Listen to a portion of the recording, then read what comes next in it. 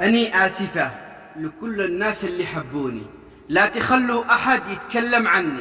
إني يوم من الأيام كنت ضعيفة، لكن اتكلموا كم كانت الناس بشعة من حولي. حاربتهم ووقفت ضدهم بكل ما أعطاني الله من قوة، وجعلوا أهلي فخورون فيني.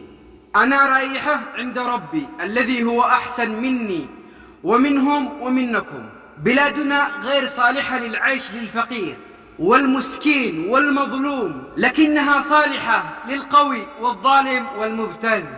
خذوا حقي من أمجد وأمل. هذه كانت كلمات بنت تعز سارة علوان قبل أن تقرر أن تنهي حياتها.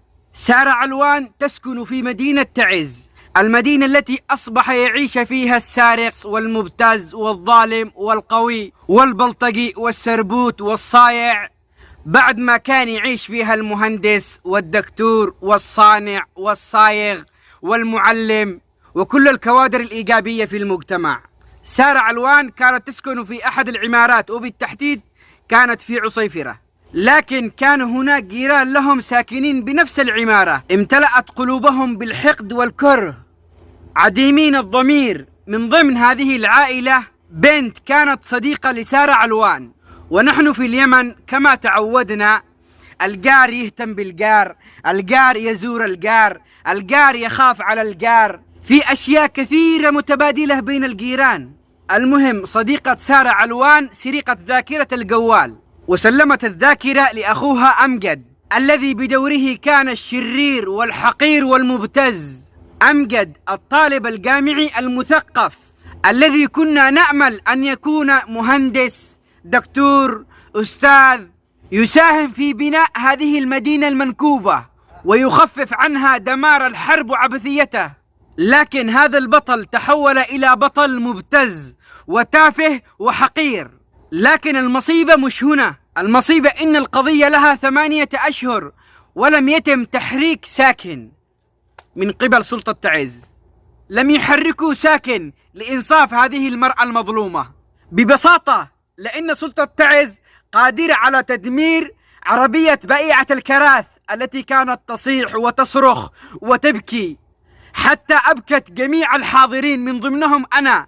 ببساطة لأنها قادرة على سجن شخص ضرب شخصا آخر بسبب أنه سب أمه.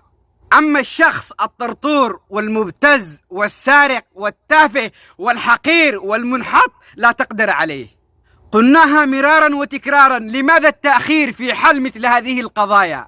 لماذا تجعل الشخص يصل لنهاية وخيمة وهو يطالب بحقه؟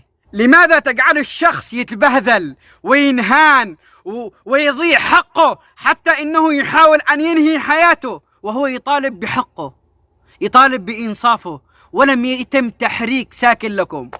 لكن لحسن الحظ أن سارة علوان بعد أن أطلقت على نفسها الرصاص تم إنقاذها وإسعافها، وتم القبض على هذا التافه.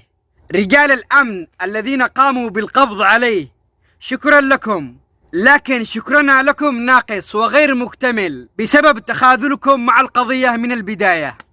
طبعا سارة ليست الأولى ولن تكون الأخيرة، فكم من بنت وقعت ضحية هؤلاء الشباب، وكم من بنت أنهت حياتها مقهورة بدون أن يدري الإعلام أو غيره، وكم وكم وكم، وكلنا سارة علوان.